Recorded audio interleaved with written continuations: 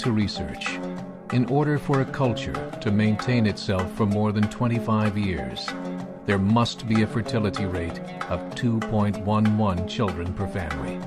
With anything less, the culture will decline. Historically, no culture has ever reversed a 1.9 fertility rate.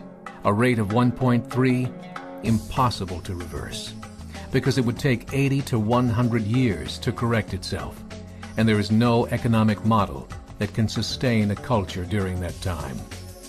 In other words, if two sets of parents each have one child, there are half as many children as parents. If those children have one child, then there are 1/4 as many grandchildren as grandparents.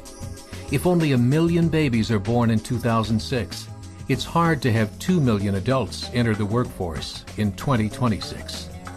As the population shrinks, so does the culture. As of 2007, the fertility rate in France was 1.8, England 1.6, Greece 1.3, Germany 1.3, Italy 1.2, Spain 1.1.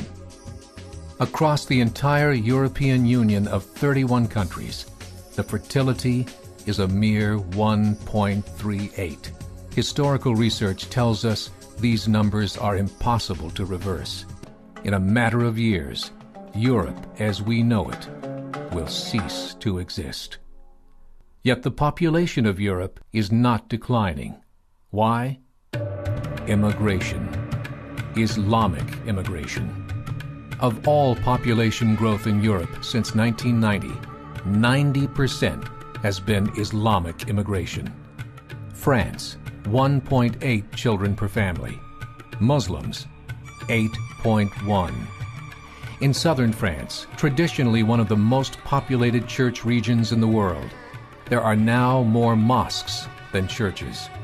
30% of children ages 20 and younger are Islamic. In the larger cities such as Nice, Marseille, and Paris, that number has grown to 45%. By 2027, 1 in 5 Frenchmen will be Muslim. In just 39 years, France will be an Islamic republic. In the last 30 years, the Muslim population of Great Britain rose from 82,000 to 2.5 million, a 30-fold increase. There are over 1,000 mosques, many of them former churches. In the Netherlands, 50% of all newborns are Muslim, and in only 15 years, half of the population of the Netherlands will be Muslim. In Russia, there are over 23 million Muslims. That's 1 out of 5 Russians. 40% of the entire Russian army will be Islamic in just a few short years. Currently in Belgium, 25% of the population and 50% of all newborns are Muslim. The government of Belgium has stated 1/3 of all European children will be born to Muslim families by 2025, just 17 years away. The German government, the first to talk about this publicly, recently released a statement saying, "The fall in the German population can no longer be stopped. Its downward spiral is no longer reversible. It will be a Muslim state by the year 2050. Muammar al-Gaddafi of Libya said, "There are signs that Allah will grant victory to Islam in Europe without swords, without guns, without conquest. We don't need terrorists. We don't need homicide bombers. The 50+ million Muslims in Europe will turn it into a Muslim continent within a few decades." There are currently 52 million Muslims in Europe. The German government said that number is expected to double in the next 20 years to 104 million. Closer to home, the numbers tell a similar story. Right now, Canada's fertility rate is 1.6, nearly a full point below what is required to sustain a culture.